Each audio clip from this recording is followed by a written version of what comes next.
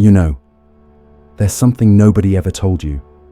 Actually, maybe someone tried, but you didn't want to hear it, and I don't blame you, because this hurts. It hurts more than rejection, more than betrayal, more than any breakup. And what if I told you that the woman you think you love simply doesn't exist? Pause. Breathe. I know, it sounds absurd. It even feels offensive. But it's not. Quite the opposite. This is a truth that has the power to set any man free if he has the courage to face it.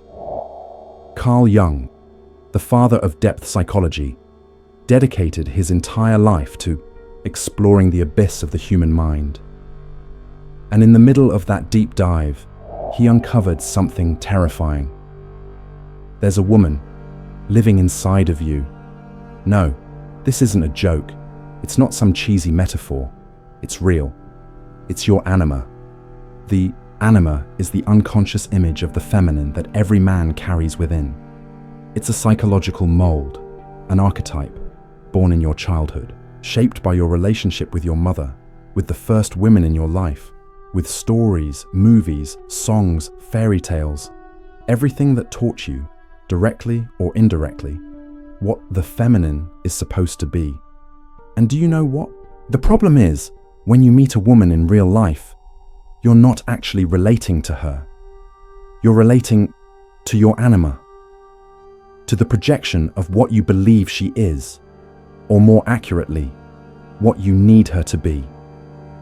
Do you realize how devastating this is? It's as if you've spent years, maybe decades, not searching for a real partner, but searching for a character written by your own psyche, a woman to save you from your loneliness, a woman to shelter you from a pain you refuse to face, a woman to validate you, to whisper that you're enough, that you're worthy, that you are loved. And here's the most uncomfortable truth of all. That woman doesn't exist. She never did. You're not in love with her. You're in love with the version of her that lives inside you. You don't see her as she is. You see her as a mirror of your own wounds, your unmet needs, the broken pieces of your soul that you've refused to face. So let me ask you, and be honest, how many times in your life have you looked at a woman and thought, she's different? How many times have you believed she was special, that she completed you, that she was everything you ever wanted, only to later realize she wasn't? No, she didn't deceive you. Your mind did. It was your own anima projected onto her. Jung was clear. The human mind hates emptiness, and when it feels something is missing inside, it does what it does best. It projects. It projects onto others what you refuse to face within yourself. That's why so many men spend their entire lives chasing women. But in truth, they're chasing themselves, chasing the parts of them that were forgotten, denied, rejected, suffocated. And do you know what's even crueler? This woman inside you, she will never give you peace, because she wasn't designed to give you peace. She exists to remind you of what's missing in you.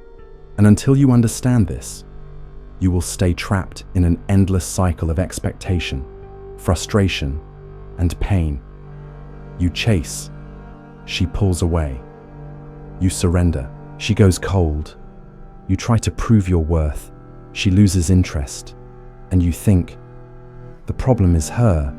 You think it was bad luck, that all women are the same, that no one's worth it. But no, the problem was never her. The problem is that you were never really looking at her. You were looking at yourself, or rather, at the lost piece of yourself that you didn't even know was missing. And now I ask you, do you have the courage to keep going? Because from this point forward, there's no turning back. You're probably asking yourself now, okay, I get it. There's this thing called the anima inside of me. But so what? What does that have to do with my life, with my relationships, With my pain, my failures, my heartbreaks. I hate to say it, but it has everything to do with it. The truth no one ever told you, or that you refuse to see, is this. You were never looking for a woman. Never. You've been searching for your Anima all along, this hidden figure that lives deep in your unconscious, woven from the threads of childhood, stitched together from your experiences, your traumas, your abandonments, your fantasies, and especially from everything you've refused or were never able to confront within yourself. You know that feeling of love at first sight, that instant connection, that electric jolt through your body whispering, "It's her." Yeah, that's not love. That is projection. It's your anima screaming from inside. There it is, the perfect face for me to wear. That's the one. That's the woman who will carry everything you refuse to carry within yourself. Cruel, isn't it? But that's how it works. And do you know what the real tragedy is? When you don't know this, you become a prisoner of your own psyche. You know that same relationship pattern that keeps repeating, the story that always starts the same and always ends the same, with frustration, pain, resentment, loneliness. That's not bad luck. That's not destiny. That is you, unconsciously choosing people who fit the mold of your anima. And worse, you don't choose the woman who actually sees you. You choose the one who reflects what you need her to reflect. If you carry the wound of abandonment, guess who shows up? Women who, sooner or later, abandon you. If you carry the wound of rejection, who appears? The one who, in the beginning, worships you, praises you, but later makes you feel invisible, unwanted, discarded. And none of this is conscious. Not on your part, not on hers. She often doesn't truly see you either. She's not looking at you. She's looking at her own animus, the internal masculine projection inside of her. She's just as trapped in her own labyrinth. 2. Blind people fumbling in the dark, thinking they're in love, when in reality, they're just trying to heal themselves through each other. And this is one of the most uncomfortable truths Carl Jung ever brought into the world. A truth that almost no one dares to face. We don't fall in love with the other person. We fall in love with our own projection of them. Yeah, you heard that right. You don't love her. You love the fantasy your mind created. What you crave is not the real woman. What you crave is the part of yourself that she makes feel whole. And that's why it hurts so much when she pulls away. When she changes, when she shows you she was never what you imagined her to be. Because it's not just her walking away. It's your own reflection collapsing.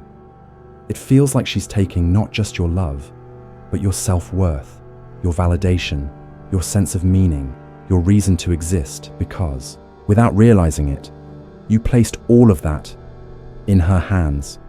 You know that phrase, "She was everything to me." Yeah, that was your mistake. She could never be everything. She was never meant to fill a void that was never hers. What you wanted from her was never hers to give. It was always yours. It's always been inside you.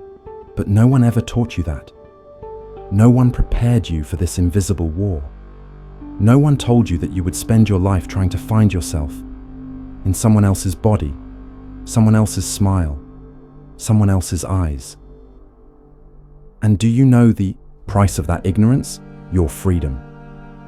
Because when you don't understand how the anima controls you, you live as a slave to validation, a slave to approval, a slave to the desperate need to be chosen, accepted, desired, loved, and every time you're not, it hurts. And every time it hurts, you shrink, you diminish yourself, you twist, you bend, you change, you adapt. You perform, all of it, absolutely all of it, to fit the mold of the man you think she wants. And the cruel irony, the more you do that, the less desirable you become. Because the man trapped by his anima loses exactly what makes a man irresistible: his essence, his authenticity, his center, his axis. You stop being a man and become a reflection of a reflection of a reflection. So now I ask you, how many times have you realized that deep down you don't even know who you are? Without her, yeah, that's not a coincidence. That's not bad luck. That's the exact script your own mind wrote, without you knowing. And do you know what's even scarier? This script doesn't stop. It will keep repeating until the day you finally have the courage to face who's really behind all of this. And so, here we are. If you've made it this far, it's because something inside you is already waking up. You know, there's a type of man that deeply unsettles the world. He's not the strongest, not the most handsome, not the richest. He is the most free. And there is nothing more dangerous than a man who can no longer be controlled. Not controlled by neediness, not controlled by fear, not controlled by the desperate craving to be loved, accepted, or validated. You know that invisible game that governs almost every relationship? That silent dance where one person has to please, has to submit, has to bend into what the other wants, just to be loved. Yeah. The man who wakes up destroys that game. He doesn't play it anymore. He doesn't negotiate his essence for affection. He doesn't bend himself to fit anyone's mold. Do you know why? Because for the first time in his life, he understands that the love he was looking for out there was never anyone else's job. It was always his, and in that exact moment, he becomes unbreakable. The man who spent years, maybe decades, trying to be the right guy, the perfect partner, the ideal man for someone else, now realizes it was all just an unconscious attempt to run away from himself, to run away from his own emptiness, to run from his own shadow, to run from his own loneliness. And now, do you know what he does? He stops running. He looks within. He faces the mirror he's avoided his whole life, and without flinching says, I am enough, because I exist, because I am whole, because I no longer need anyone to choose me, because I've already chosen myself. And in that exact moment, something magical happens. The man who chooses himself becomes a magnet for life, a magnet for opportunity, a magnet for respect, and, ironically, a magnet for women. But not just any women. Not the ones looking for a man to fill their own emptiness. Not the ones who want an emotional puppet, a man orbiting around their moods and expectations. No, the awakened man attracts only women who have also done, or are willing to do, their own inner work. Whole women, free women, women who don't need to control because they no longer live trapped by the need to be controlled. And in that space, a new kind of relationship is born. A relationship without games, without masks, without manipulation, without dependency, only choice, conscious choice. I don't need you, but I choose you. This is the rarest love that exists, the only kind that's truly worth it. But to get there, there's a price, and the price is everything you are not. You will lose the version of you that craved approval. You will bury the man who bent himself to be accepted. You will destroy every part of yourself that was built to please others. And yes, it will hurt. It will hurt like grief, because in a way, it is grief, the death of the false self, so that the real you can finally be born. The man who is no longer afraid to be alone. The man who is no longer afraid of not being wanted. The man who is no longer afraid of being rejected, because he understands that the only rejection that ever mattered was the rejection of himself. And when this man awakens, the entire world reacts. Some will admire you, others will hate you. Some will call you arrogant, others will call you cold, distant, insensitive. Do you know why? Because you no longer dance the dance of the insecure. You no longer act in the theatre of the needy, and those still trapped in the theatre hate the ones who had the courage and to leave it. They'll try to pull you back. They'll say you've changed, that you've become difficult, that you've become selfish.